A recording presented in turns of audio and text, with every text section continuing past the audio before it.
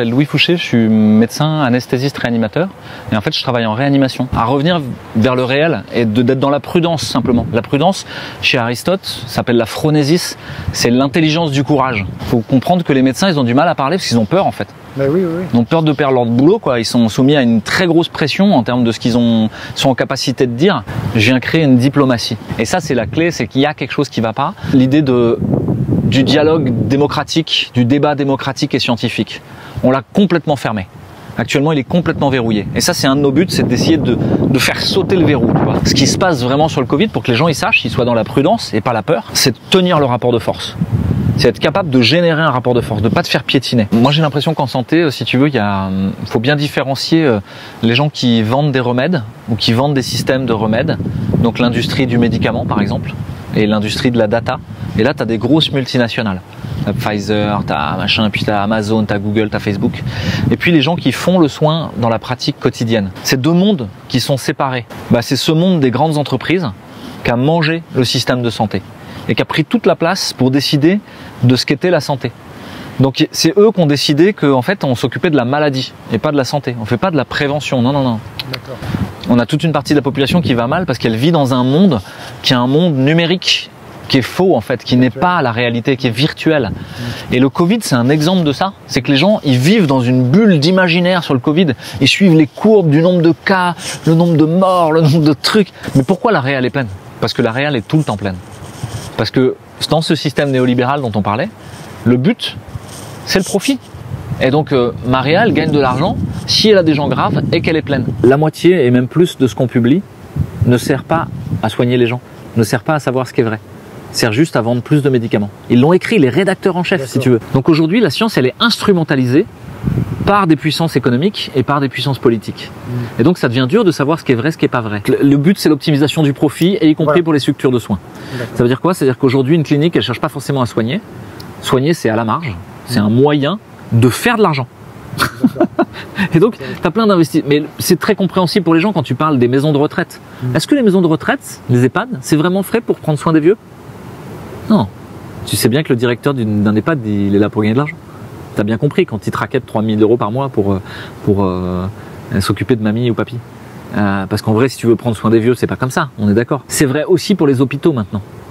Donc on en arrive à une aberration qui est qu'on fait des actes de soins parce qu'ils sont rentables, parce qu'ils sont dans les bonnes fourchettes de remboursement. Eh ben, il y a besoin qu'il y ait de moins en moins d'humains, puisque les humains, ça coûte cher pour soigner. Donc tu préfères mettre des systèmes techniques, c'est-à-dire une intelligence artificielle, une gestion du big data algorithmique, un logiciel, de l'informatique à gogo, du numérique. Et donc, actuellement, tu as une feuille de route du numérique en santé, qui est donnée par le gouvernement, mais qui en fait est faite par les majors de la data et du numérique, qui décident pour toi et pour moi ce que c'est que le système de santé, c'est-à-dire globalement la suppression progressive des soignants pour ne mettre que des robots qui te soignent. Et on a besoin de l'autre. Nous sommes des êtres de relation, des êtres d'amour, des êtres de partage. On n'est pas fait pour être tout seul, passer au stand avec des robots et revenir tout seul devant son écran. Ça, c'est une société qui est malade. Et c'est le bout du bout de la société néolibérale, transhumaniste. C'est à la fin de faire des humains tout seuls, séparés les uns des autres, et plus en lien avec le monde dans lequel ils vivent. Par contre, qui ont peur de tout et qui passent leur temps à essayer de se protéger contre le monde. Il y a deux principes fondamentaux en médecine. Primum non nocere, d'abord ne pas nuire, ne pas faire plus mal que ce qu'il y a déjà. Et deuxième principe, peser la balance des bénéfices et des risques. Si à la fin tu fais une chimio à quelqu'un, que tu as guéri le cancer, mais que tu as tué le patient, c'était pas un bon choix. Et donc si tu fais une vaccination de masse, où tu vas rendre des gens malades qui n'étaient pas malades, pour sauver du Covid, le dossier de l'AMM conditionnel, c'est-à-dire on est allé voir à l'Agence européenne du médicament, on a lu le truc. Il y a 3 sujets de préoccupation. Il y a 3 sujets de préoccupation, c'est les excipients, les nanoparticules lipidiques qu'entourent. Ça, on l'a jamais utilisé chez l'humain. Donc l'Agence européenne du médicament a dit à Pfizer, c'est un essai quoi, jusqu'en 2023. Deuxième truc, c'est pour la fabrication de l'ARN, on passe par fabriquer d'abord de l'ADN. Et donc il y a des petits morceaux d'ADN qui restent à la fin, même si on a purifié. Cet ADN, il pourrait rentrer dans ta cellule. Et donc, l'Agence européenne du médicament demande à Pfizer, mais c'est dangereux ça? Pfizer dit, ok. Donc l'Agence européenne du médicament dit, on fait un essai alors jusqu'en 2023. Puis troisième truc, les petits morceaux de l'ARN qui est à la fin, ils codent pour un truc qu'on appelle spike. C'est la protéine qui permet au virus de rentrer dans la cellule. Mais il y a des petits morceaux d'ARN qui sont pas allés jusqu'au bout de faire tout spike. Ceux-là, ils codent pour des tout petits morceaux de protéines. Mais ces tout petits morceaux de protéines, ils ressemblent potentiellement à tout et n'importe quoi dans ton corps. Donc est-ce que ce truc, ça va donner des auto-anticorps qui vont te donner des maladies auto-immunes? Commission occulte, ça veut dire qu'ils ont donné de l'argent à des décideurs pour prendre la bonne décision. Ils changent les normes de l'hypertension artérielle. Elle était à 16, elle passe à 14. Ça, c'est les labos. C'est pas pour que tu sois en meilleure santé. C'est parce que ça permet de vendre des médicaments à tous les gens maintenant qui sont entre 14 et 16. Ça ouvre un marché. Et en fait, c'est tout le temps comme ça avec l'industrie pharmaceutique. Ils font partie d'un test qui se finit en 2023 ? Ah oui, oui. Mais ça, c'est je veux dire, il suffit que les gens lisent la notice, quoi, en gros. Les excipients, les nanoparticules lipidiques qu'entourent, ça, on l'a jamais utilisé chez l'humain. Donc, l'Agence européenne du médicament a dit à Pfizer, bon, bah, c'est un essai, quoi, jusqu'en 2023. Bon, bah, vous êtes un cobaye, déjà là-dessus. Pour la fabrication de l'ARN, on passe par fabriquer d'abord de l'ADN. Et donc, il y a des petits morceaux d'ADN qui restent à la fin, même si on a purifié. Cet ADN, il pourrait rentrer dans ta cellule. Et donc, l'Agence européenne du médicament demande à Pfizer, mais c'est dangereux ça? Pfizer dit, ok. Donc, l'Agence européenne du médicament dit, bon, bah, on fait un essai alors jusqu'en 2023. Falsification de données, publicité mensongère, commission occulte. Ça veut dire qu'ils ont donné de l'argent à des décideurs pour prendre la bonne décision. Ils changent les normes de l'hypertension artérielle. Elle était à 16, elle passe à 14. Ça, c'est les labos. C'est pas pour que tu sois en meilleure santé. C'est parce que ça permet de vendre des médicaments à tous les gens maintenant qui sont entre 14 et 16. Ça ouvre un marché. Mais il faut juste le savoir. Voilà, on pourrait aller plus loin sur le vaccin, sur qu'est-ce qu'il y a dans cet essai de phase 3, sur par exemple Pfizer-BioNTech. Dans toutes les notices d'information aux patients, données par les EHPAD, données par les ARS, données par l'HAS, données par l'État, données par l'Ordre des médecins, il y a marqué « il faut se vacciner pour soi et pour les autres ». Pour vous, parce que vous êtes âgé, avec des facteurs de risque, ça va éviter les formes graves. L'essai de phase 3, sur lequel on se base, il n'y a pas de gens avec des facteurs de risque. Et ça évalue les formes bénignes à modérées. Ça ne parle pas de facteurs de risque, ça ne parle pas de formes sévères.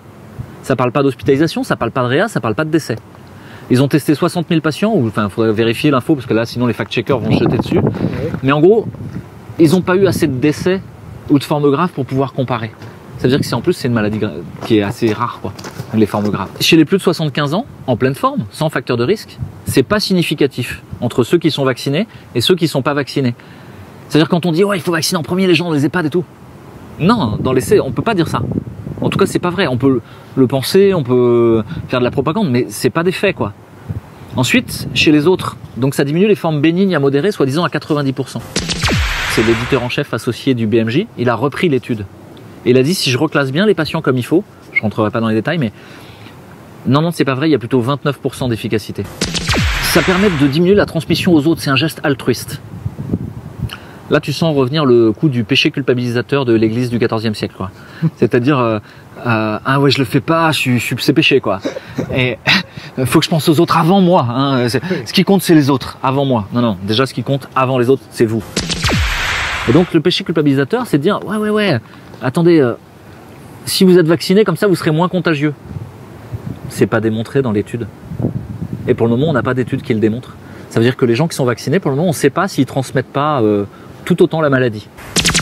Autre chose, c'est réfléchis un peu. Tu es dans un resto, tout le monde est vacciné. Et tu rentres, toi, tu n'es pas vacciné. Qui tu vas mettre en péril? C'est un moyen de vous casser le bras dans le dos pour vous extorquer un consentement. Un consentement qui n'est pas éclairé, et ça, c'est en ça où je pense qu'il y a un problème de liberté dans cette histoire. C'est qu'aujourd'hui, on dit en droit et en santé, le consentement, il doit être libre et éclairé. Et il doit être basé sur une information claire, loyale et appropriée. L'information que vous avez, elle est ni claire, ni loyale, ni appropriée, ni même vraie.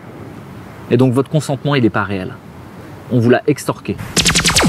Et les vaccins ARN, c'est tellement expérimental que non. Après, s'il y a d'autres vaccins qui arrivent, pourquoi pas? Mais moi, je suis pas une personne à risque. Mon risque de faire une forme grave, il est inexistant, quoi. Le problème de ce vaccin, en général, dans une infection à coronavirus, dans une épidémie à coronavirus, les vétos, ils connaissent bien ça. Ils ont essayé de vacciner les élevages. Ils ont tout le temps des coronaviridés. Ça marche pas. Ils l'ont dit, ça marche pas. Le virus mute trop, varie trop. Et on voit quoi? Depuis un an, il y a eu combien? On en est au 7e, 8e, 9e variant. Donc on commence à nous dire, vous serez vacciné tous les 3 mois. Mais c'est pas une vie, ça. L'illusion, on te dit, oui, mais ce serait pour éradiquer la maladie. Mais on n'éradique pas une maladie en fait, c'est ça qu'il faut comprendre. Tu veux couper, tu veux enlever les mauvaises herbes, comme ça. Mais il y en aura d'autres qui viendront. Retouchez du réel, sortez dans la rue et regardez ce qui se passe. Ce qui se passe, c'est qu'il n'y a pas des chariots remplis de morts avec des crécelles dans la rue et des bûchers qui brûlent pour brûler les malades du Covid. C'est pas vrai, non. Ce qui se passe dans la rue, c'est qu'il y a des gens avec des masques qui ont peur les uns des autres, qui n'arrivent plus à se parler, qui sont plus en relation. Et qu'il y a des restos fermés, il y a des commerces qui ferment à 18h. C'est ça la réalité. Donc de quoi vous souffrez aujourd'hui? C'est pas du Covid, c'est de la politique sanitaire folle qui a été mise en place.